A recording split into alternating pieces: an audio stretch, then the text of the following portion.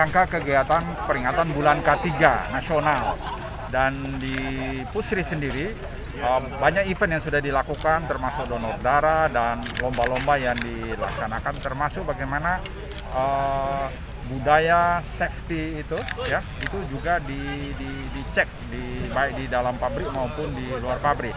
Dan terakhir kita melakukan namanya firefighting untuk top manajemen, itu untuk menunjukkan dan memberikan semangat kepada firefighternya Pusri bahwa mereka juga menjadi pahlawan ya. Meskipun kita belum ada kejadian itu, tetapi kita harus selalu siap dan waspada.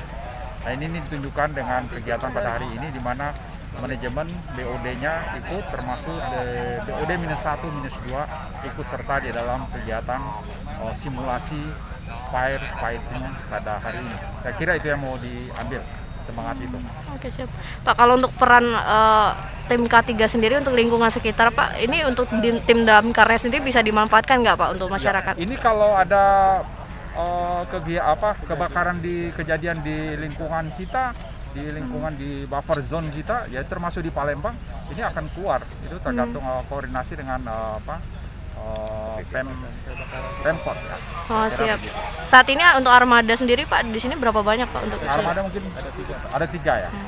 Ada tiga armada yang saya kira sih ready ya. Kalau tahun ini sedang pengadaan 1 buah lagi.